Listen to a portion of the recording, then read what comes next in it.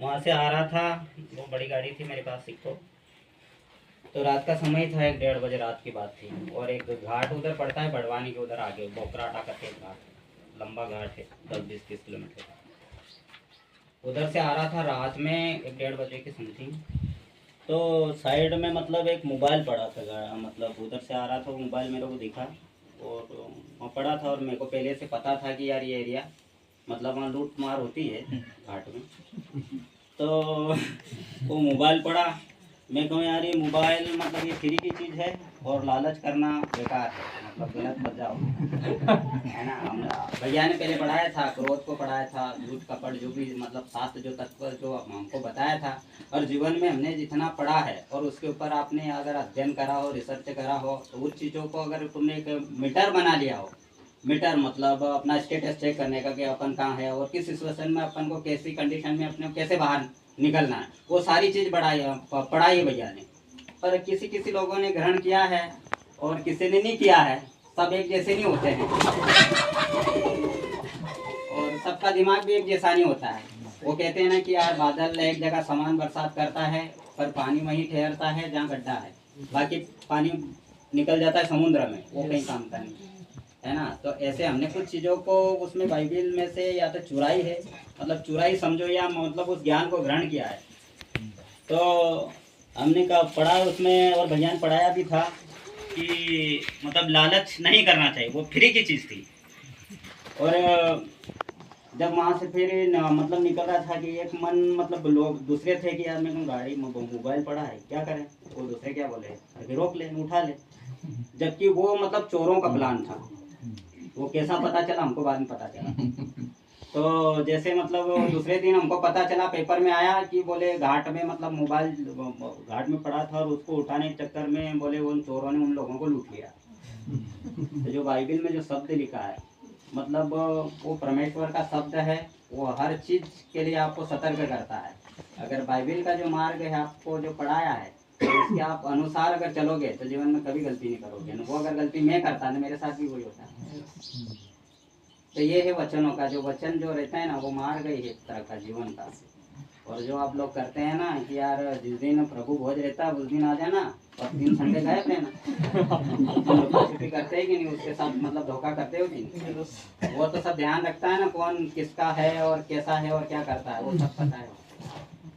तुम भले कितनी भी वो कर लो, पर उसने तो 6 दिन तक दुनिया रची, 7वें दिन आराम करा। तो 6 दिन के लिए तुमको काम तुम खूब करो ना, एक दिन तो आओ कम से कम उसके लिए। वहाँ पे भी गद्दारी कर लेते तो गलत है। आप जीवन की जो दुनिया की अभिलाषा में जो भटक गए हैं ना, वो वही कारण है। आपके साथ जो घटना होती है, यार मैं तो वहाँ जाता हूँ तो यार वो बीमारी सही नहीं हो रही, और तेरा लगन ही सही नहीं है तो कहाँ से होगा। मतलब कोई बीमारी बड़ी रहती है तो तत्काल सही नहीं होती है, उसके लिए उसका मतलब भक्ति चाहिए, उसका लगन चाहिए, जब जाके वो सही होगा। तुम तो कहेगी यार आज चले जाओ कल सही हो जाए, ऐसा थोड़ी होगा, फिर दूसरी बार जाएगा ही नहीं ऐसे में तो।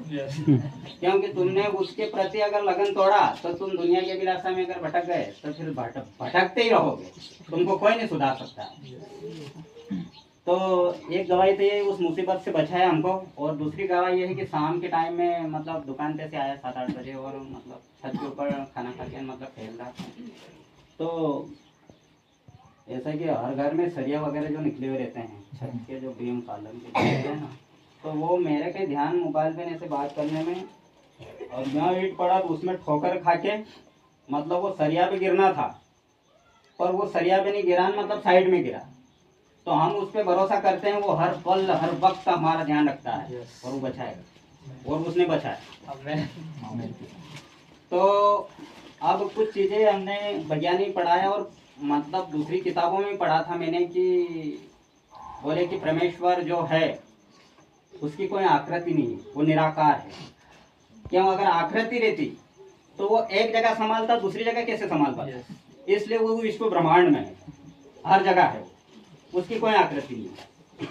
तो लोगों के द्वारा जो मंदिर बनाया जाता है, अन्य हम मजहब का मैं बुराई नहीं करता हूँ और बुराई करेंगे भी नहीं, और किसी को बुरा लगे तो 10,000 बार लगे, मेरे को कोई कोई तकलीफ नहीं। क्योंकि मैं तो संविधान के दायरे में ही काम करूँगा और जो है सत्य वही बताऊँगा। तो लोग कहते हैं कि यार मंदिर बनाने से वो मतलब भगवान वो मिलता है, वो मैं कहूँ यार ये बात तो मतलब झूठी बात है। और मतलब कि वो भगवान ऐसा है कि मतलब वो जमीन से लेकर वहाँ आसमान तक आप कितना बड़ा मंदिर बना हुआ है। भैया ने पढ़ाया था कि वो तो मतलब मनुष्य की बनाई हुई चीज में नहीं रहेगा, वो तो उसकी बनाई हुई चीज में रहेगा, जैसे हमको बनाया उसका, तो वो अपना हमारे हृदय में होगा हर पल हर वक्त। तो अभी अभी मतलब अभी दो चार अभी एक दो तीन दिन पहले की घटनाएं जगह जगह से खबर आती है ना, हम तो पत्रकार न्यूज से जुड़े हुए लोग हैं तो हमारे पास तो आता ही रहता है। तो अभी घटना का पता चला उधर पंदाना में, बोले वो ट्रैक्टर ले जा रहा था तो मूर्ति को विसर्जन करने के लिए, तो 12 बच्चों की मौत हो गई। ये सुन के हमको बहुत दुख हुआ। जब भगवान में तुम्हारे साथ मौजूद था तो ऐसी घटना क्यों घटी। हम जिस पे भरोसा करते हो वो हमारी रक्षा ऐसा करता है कि अगर तू माँ अगर तेरी मौत लिखी है ना तो वो टाल देगा। ऐसी चीज़ों पर भरोसा करो ना। और तुम मनुष्य की बनाई चीज़ पे भरोसा करते हो। अगर मूर्ति में अगर कभी वो पैसे देती और हमको वो सही करती तो वो जो दुकानदार वो बेचता क्यों, उसी के घर में रख लेता है ना। एक सोचने वाली बात, हम किसी की बुराई नहीं कर रहे, जो सत्य है उसको वास्तविक में मतलब वो बता रहे हैं। मूर्ति अगर वो मतलब पैसा देती या आपका जो जीवन सुधार देती तो वो दुकानदार तुमको बेचता क्यों, उसका जीवन सुधार लेता ना। तो वो गलत है। और ये बाइबिल की बात नहीं है, मतलब अन्य मजहब की, जैसे कि वो गीता में भी लिखा है, वो बोलता है कृष्ण की अर्जुन को कि तू जो पूजा पाठ करता है मंदिर में उसको तू पूजा कहता है, ये पूजा नहीं पार्थ, ये है ना, ये सब ढोंग है, ये वो करने से ये भगवान थोड़ी मिलेगा। तुम तो मतलब जो असहाय लोग हैं, जैसे बीमार लोग हैं, जैसे किसी को तकलीफ है उसको भूखे को भोजन खिला दो, वही सेवा है, वही मेरा वास है। तो उसने ही मना कर रखा है, फिर किसके आड़ में तुम वो कर रहे हो, वो गलत है। मतलब उस चीज़ को पहले जानो सही, स्कैन करो, कहीं का बोले तो उसका जवाब देने के लिए तैयार हूँ, बोले तो सही। अरे हमने तो मतलब मैं मेरी ज्ञान के ऊपर घमंड नहीं कर रहा हूँ, है ना, पर यहाँ तक इतना चैलेंज है कि हर प्रश्न का जवाब देने के लिए तैयार हूँ। आध्यात्मिक क्षेत्र में हमने पढ़ा है बाइबल, हमने तो ये दूसरी चीजें पढ़ी है और आखिरी में जो ओरिजिनल चीजें मिली वो हमको बाद में मिली, वो बहुत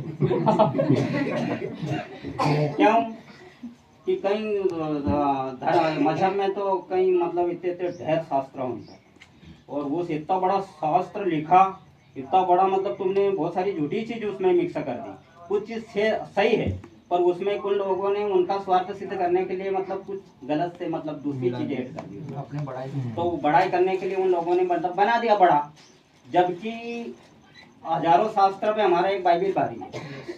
क्यों भारी है?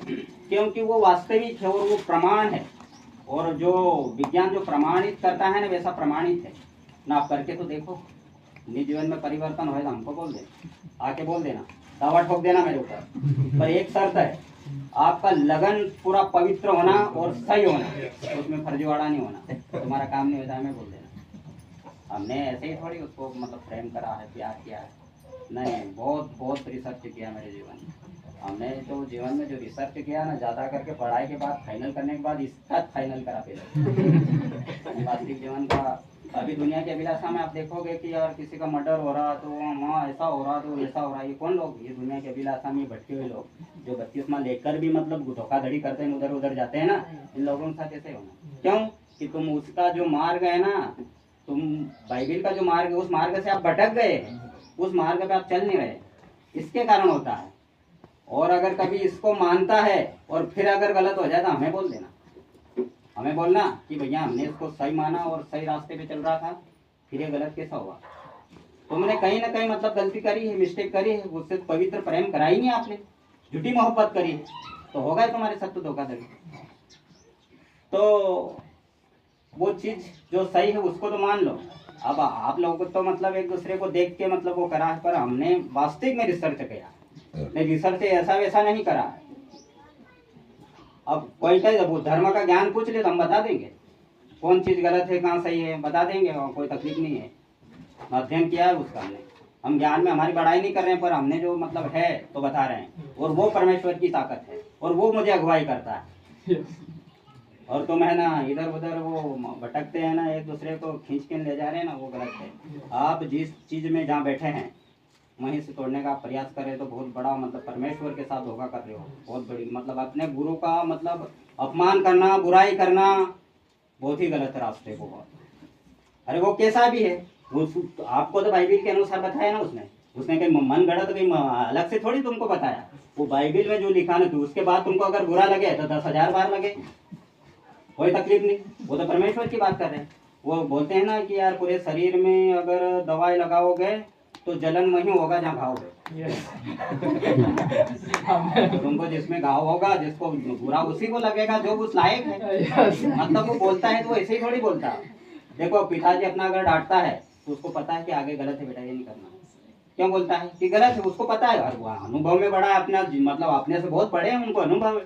जैसा ये किताबों में जो शास्त्र में जो लिखा है, बाइबिल में, पवित्र बाइबल जो ऐसा बोला ऐसा ही नहीं बोला है, तो उनके अनुसार वो बता रहे हैं।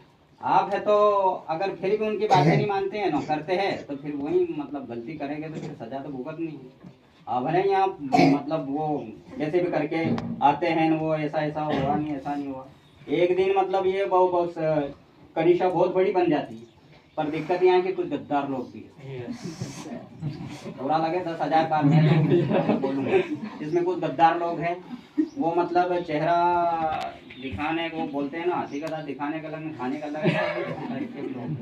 बुरा लगे तो 10 बार लगे, क्योंकि हम भाई बहन का रिश्ता, हमारा गुरु एक मतलब पिताजी है, और हमारा तुम्हारा सिर्फ भाई बहन का रिश्ता है। आप भले उम्र में बड़े हो, पर हमारे तुम मतलब आपस में भाई बहन है ना, अपन एक ही नाव में बैठे हैं। इसलिए बातें बता रहा हूँ मैं, नहीं तो नहीं बताता। मैंने बहुत मेहनत करी है, मैं रात दिन दौड़ा पड़ा। क्यों बताता तुमको? क्योंकि तुम हमारे हो, तुम हमारे हो, हम तुम्हारे, मतलब भाई बहन। गुरु एक है हमारा, तो आप भाई बहन ही हुए ना, उम्र में भले ही बड़े हुए पर भाई बहन ही है ना। तो आपको चोट लगे तो भले ही लगे, पर बाद में आप रिसर्च करोगे, सोचोगे तो वो बहुत फायदे की चीज़ है। वो हमेशा बुरी वही चीज़ लगती है जो हमारे फायदे की होती है। आपने सोचा होगा कि यार हमारा जो जीवन चल रहा है वो यहाँ ऐसा क्यों? अरे हमें बताओ ना, आपको तकलीफ कहाँ है, कौन सा काम नहीं हो रहा? अगर कोई बीमारी बड़ी है ना, आपका काम नहीं हो रहा, तो हमें बताओ, हम उसका हल करेंगे। हम मिल